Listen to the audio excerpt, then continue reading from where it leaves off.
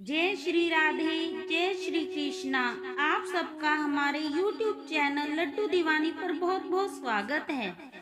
आज हम आपको उन संकेतों के बारे में बताएंगे जिससे आपको अनुभव होगा कि ईश्वर आपके साथ हैं।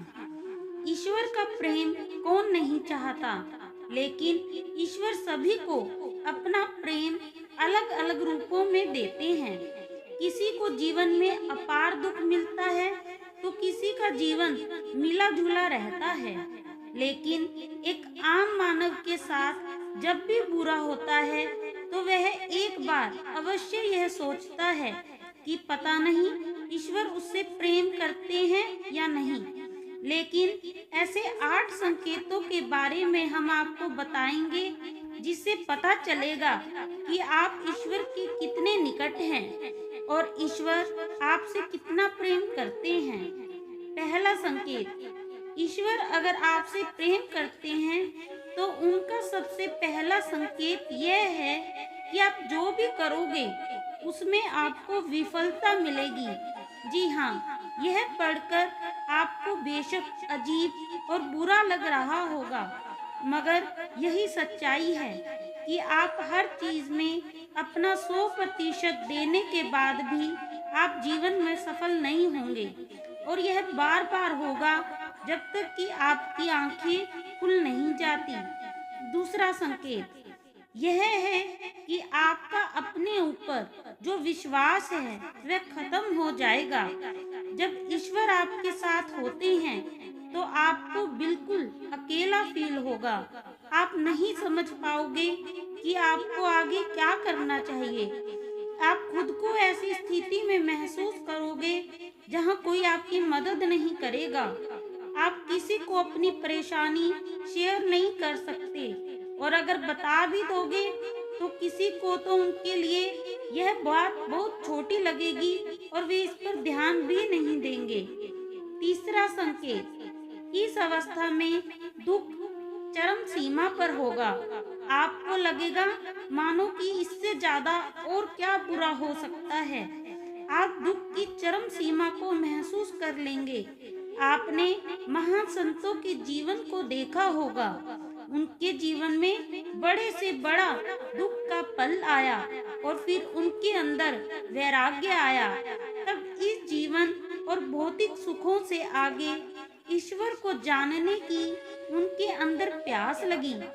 इस प्रकार अंत में उन्होंने ईश्वर का साक्षात्कार भी प्राप्त कर लिया।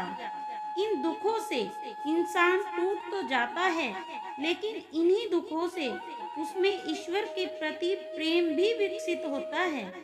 वह यह समझ जाता है संसार में सारे सुख नहीं हैं, कुछ ऐसा है जो इस संसार से परे है, जो ईश्वर ही है। ईश्वर सबसे पहले हमें हारना ही सिखाते हैं, क्योंकि जब तक आप हार को नहीं समझते तब तक आप जीत को भी नहीं समझ सकते हो। चौथा संकेत, जब आपकी सारी उम्मीदें टूट जाएंगी तब आपके अंदर एक इनर सर्च शुरू होगी। इससे आप खुद को ही परखोगे। आप अपने अंदर की खामियों को जड़ से समझने का प्रयास करोगे। जो कुछ भी खो दिया है या जिसमें भी विफल हुए हो, आप उसका कारण ढूंढोगे। आप खुद से सवाल करोगे। यही वह वक्त होता है जब आप अपनी अंतरात्मा से जुड़ने लगते हो और आपके जीवन में नए बदलाव आने शुरू होते हैं।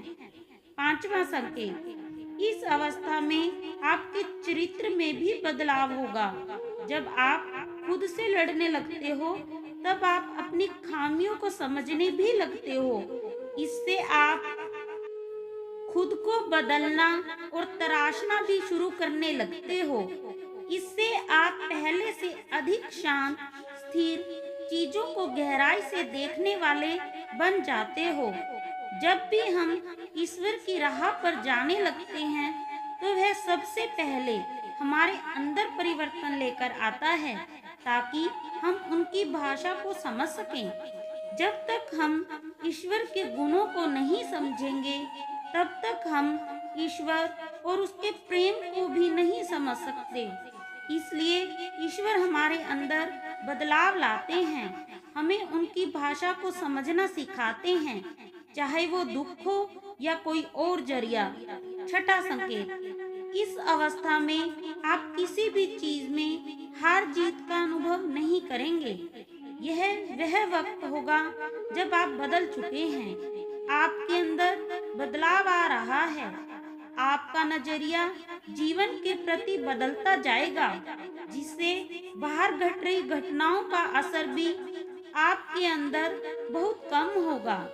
बाहर संसार में होने वाली हर घटना को आप एक नाटक की तरह देखने लगोगे, ना कि एक वास्तविकता के रूप में। आपके अंदर साक्षी भाव आ जाएगा, आपके लिए सब कुछ संसार एक नाटक होगा, इससे ज्यादा कुछ भी नहीं।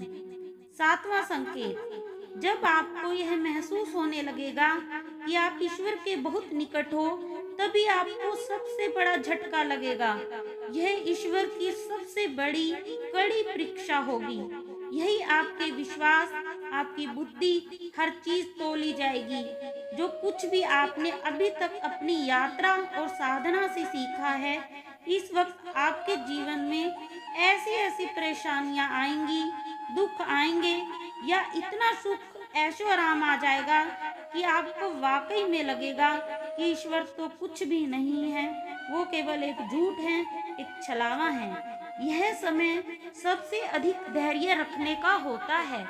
अगर आप इस समय अपने पद से विचलित नहीं होते, तो आठवें संकेत के रूप में ईश्वर या तो खुद आपके समक्ष प्रस्तुत हो जाते हैं, फिर चाहे वे किसी भी रूप में ना क्यों ना आए।